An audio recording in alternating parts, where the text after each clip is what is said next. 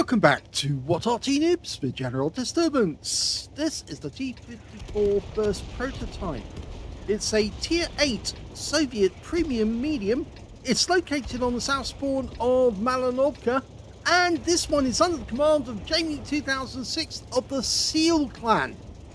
Well, he's armed with a 100mm gun, 250 Alpha, 190mm Supreme with standard ammo, and with the premium, it's capable of 247mm of armour. Game on.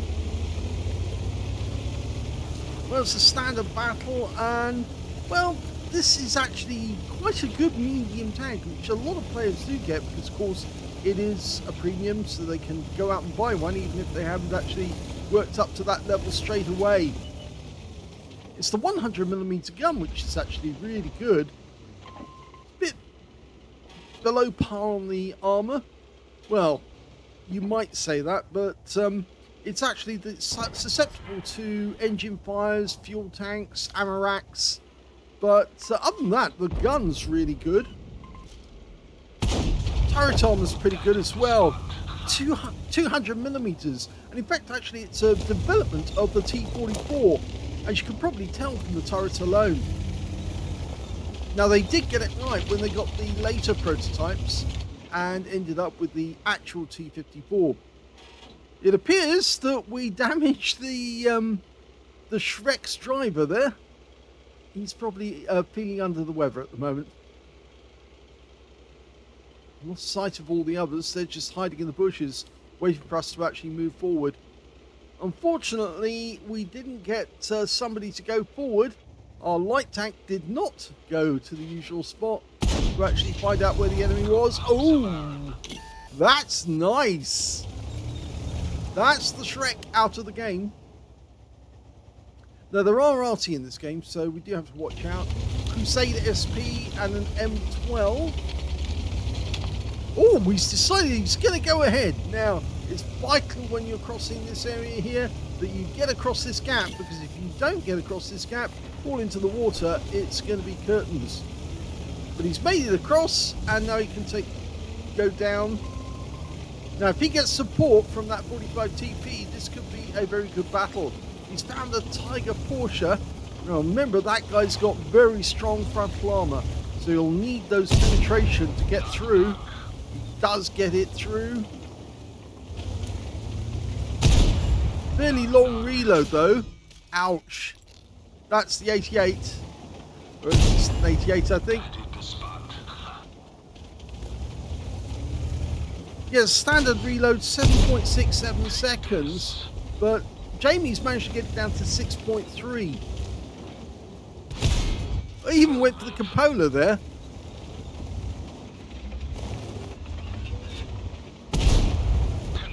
And next one will be a kill. Hello. Right through the cupola. 3 shots into that cupola.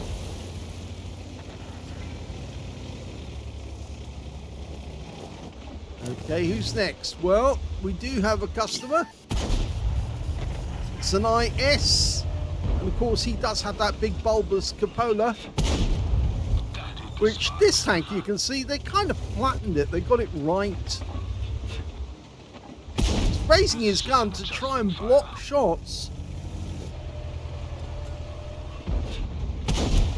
Oh, now that too, ricochet, so difficult. But we just keep doing this all day until we run out of ammo. 56 rounds in total. Remember, the IS could have, and probably does have, the 122mm. He hasn't landed a single shot on us yet. Oh, and that hurt him. He keeps raising his gun, which technically I suppose is the right thing to do. Try and block a shot on the... Oh, he did take a hit. He tried to block a shot from using his gun, but yes, he did get that hit in the end. And it was the 122mm gun. Oh, and the Super Hellcat made a tremendous error here. because he's rolled in. He's got no armor. He can't defend against this gun. And HE rounds will probably finish him off. We had to burn off first aid, but there you go. He's got another kill for free. That's 4. Okay, you can probably hit that 122 TM all the way over there. In fact, actually, he's got a CC1 Mark II. If he goes down into the gully, right in front of their cap area, he can probably shoot from down there. But I think he's got other plans in mind. It's not a very fast flanking tank. It's only got the top speed 44 kilometers an hour, which isn't that quick. It's also got pretty poor, well, it's got 7 degrees of gun depression. Oh, he's found the enemy Arty, the Crusader, or at least one of them. Oh, trolled! He was trolled, I say. That shell went right over the top of the Crusader, who suddenly realized he's spotted and he's running for cover. We've loaded an HE round, but he's loaded back to AP to deal with tanks. There's only 5 enemies left now. The team doing very well. Ooh, Barras. Now let this settle. Does have a long aim time. Well, he didn't get the kill on the Barras in the end. It was the T-71 who did it. Intuition has loaded the HE again. And he might want to reconsider that, because there's Chrysler and he's loading the AP, trying to go for the front track wheel to immobilize the guy. He's been tracked again, going for the engine fire, and he gets the kill. There's the M12. Okay, just hit him with 1 AP and 1 more. Oh, well, we didn't get him. The KV4 did. But there's only 1 enemy left. It's the 122 TM, and we're going straight for him. We've got 4 kills. It'd be nice to end the battle on 5. He gets 1 in. He's going to need a few more. And unfortunately, the kill shot goes to the KV4 again. And that's game over, and it's a victory. Here's the end of battle results for the first game, and that was an ace tanker game from Jamie2006 of the S3AL clan in the T-54 first prototype. He managed to get a fighter badge for getting at least 4 kills. He got 4 exactly. Duelist for taking down 2 tanks who damaged him. 5 for effect for doing more damage than hit points to his own vehicle. And a bruiser medal for getting at least 5 critical hits. In fact, he got 7. He also picked up the high caliber in that game for dealing the most damage.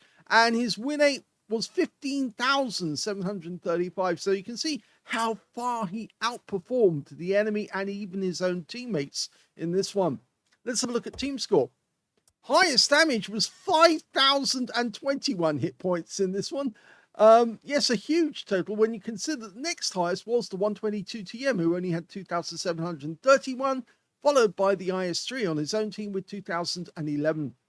When it came to kills, again, he's got the highest with 4. 3 kills went to the KB4 and to the 122 TM on the enemy team, and the Tornvarn got 2 kills. When it came to base XP, he got 1,674, which is the only player to get over 1,000 base, and it means he's got the top in all 3 columns in this game.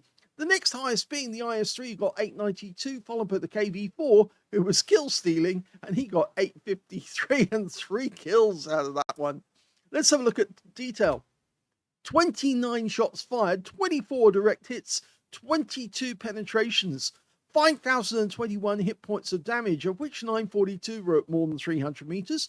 7 hits received, but only 4 of those actually penetrated, 3 non-penetrations, 1 hit by way of splash. 720 hit points of damage blocked by armor. 4 enemy vehicles spotted, 8 enemy vehicles damaged, 4 killed, and 1,119 hit points of spotting assist in this one. Now he earned a whopping 112,070 credits. Yes, it is a premium tank, so it earns extra credits. And you can see as well that he didn't use much in the way of ammo. He used standard ammo because, well, standard ammo will pen on the T-54. It does have decent pen. And he did use premium consumables as well to really make this machine work and get that reload in quickly. He also picked up 15,317 experience points, including a mission completion of 5,022. So a very good game in the T-54 first prototype. But Jamie sent in 2 replays, so we'll have a look at the second one. The second battle is on the north spawn of Serene Coast. I saw what this map would look like in 2029. January, it's okay. They will remove that bush. Well, Arty's in command, which is kind of unusual because it's a Soviet tank. But anyway, you normally expect Arty in the German tank. But no, he's put him in this one. Anyway, the T-54. It does have the shape of the standard T-54 from nowadays in terms of the lower part of the hull, the chassis, but the turret is entirely T-44 in a sense. But it is actually quite a good performer. So it's definitely worth getting if you are thinking of buying a premium medium. I'd definitely consider this. The other one, of course, is the T-44-100, which of course some players get because it does have speed. It also has that 100mm gun, just lacks a bit on the armor.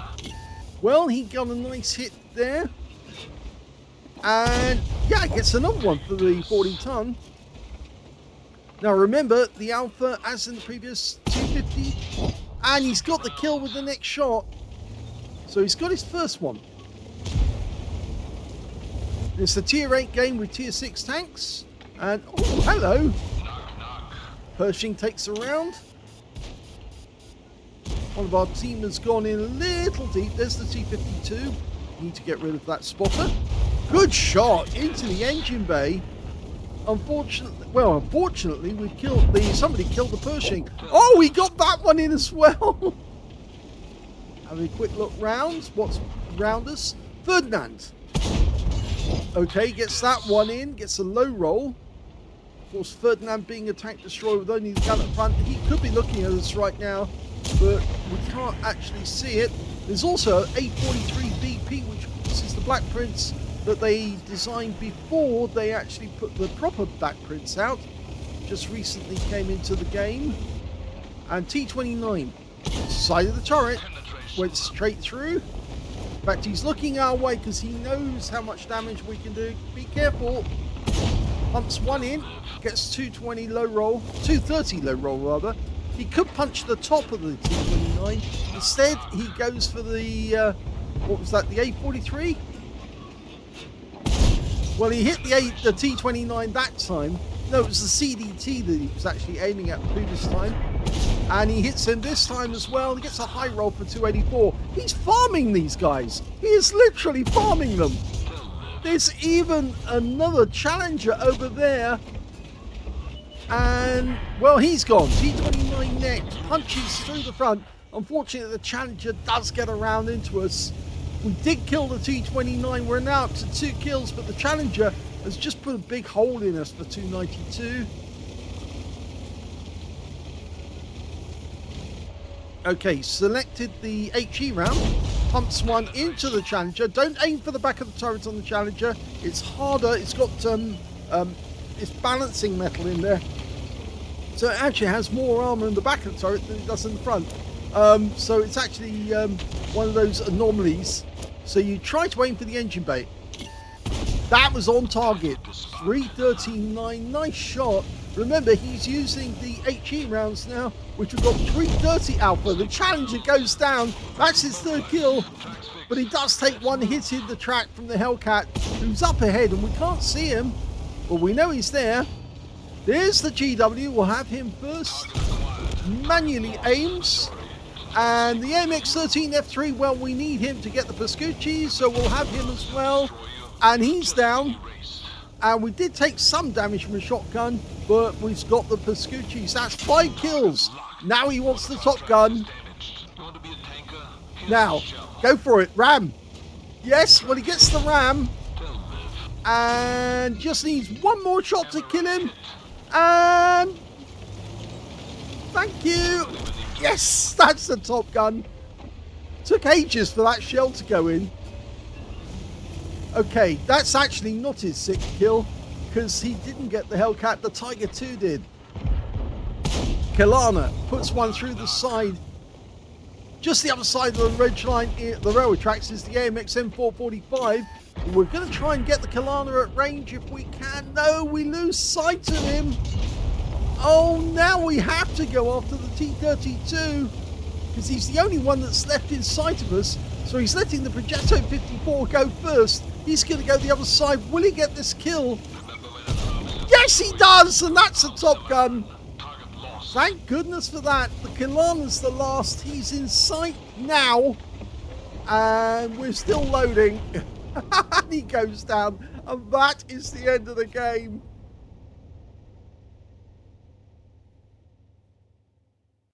Well, what I didn't mention right at the end of that game was that Jamie was ammo-racked, and that's why his shells were taking so long to go in. I think the ammo rack actually happened when he tried to tussle with the Hellcat, and as a result, it was taking extra long for him to kill the Hellcat, and somebody else got the shot in. I thought it was him that killed the Hellcat. No, it turned out it was one of his own team. I think it was the Tiger who got him instead. So he missed out on the Top Gun there, but he did get the kill when he went for the T-32, and that finished off the Top Gun.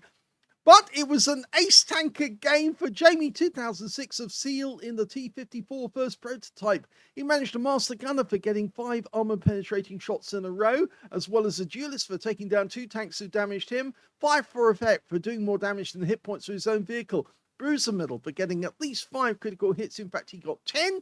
He got a Prescucci's medal. He killed both enemy SPGs, the GW Panther and then the AMX-13 S3AL. And on top of that, he got the high caliber for dealing the most damage in the game, a Top Gun for getting at least 6 kills, a Confederate for hitting more of the enemy than anyone else on his team, and on top of that, he got a tank sniper as well for being the highest damage at a distance of 300 meters or more. His win rate on this one, 19,446, which is super unicum and a lot higher. He literally said it was a steamroll. He was literally rolling over the enemy. And in fact, it was a shooting gallery at one point. He was literally farming the enemy one by one. 5,656 hit points of damage. The nearest to him was the T-32, only managed 3,213. And after that, it was the TS5 on his own team with 2,114 hit points. When it came to kills, again, he got that one with 6 kills. 3 kills went to the TS5 on his own team and the T-32 on the enemy team. And when it came to base XP, he got that one too. In fact, he was the only player to get over 1,000 base with 1,746. With the next player getting only 975, and that was the TS5, and the T103 got 832. And that means he was the only player to get the top in all 3 columns and over 1,000 base. So what a great game. Let's have a look at detail. 26 shots fired, 24 direct hits, 23 penetrations. He really did well. 5,656 hit points of damage, of which 1,974 were at more than 300 meters. He received 8 hits from the enemy. 3 of them penetrated, 4 non-penetrations, 1 hit by way of splash, 1,080 hit points of damage blocked by armor. The splash one was the AMX-13 F3, who tried to shotgun him. The GW was pointing the wrong way at the time. He couldn't have turned his turret to actually engage Jamie as he approached, so there was nothing he could do. But the AMX-13 tried valiantly to get around into him, but he was just at the wrong angle. And the moment that Jamie appeared and he was lined up, all he could get was a splash onto him instead. He also spotted 4 enemy vehicles, damaged 12 of the enemy, killed 6. So there was only 3 enemy tanks that he didn't do some damage to in the end. 469 hit points of damage assistance. And on a premium count, he actually earned 98,326 credits. Ammunition costs were lower than in the previous battle, but he did get higher consumables because he actually had to use twice the premium consumables twice. And on top of that, 2,881 experience points as well from the game. Yeah, that's what happens when you just roll over the enemy. Even in a tier 8 game with tier 6 tanks, he was literally just shredding tier 7s and tier 8s around him. and he did have a fantastic game in this one. Different game compared to the one on Malinovka, but impressive all the same. I hope you enjoyed these replays. If you did, please give this video a like. Do leave some comments down below, and thank you for watching.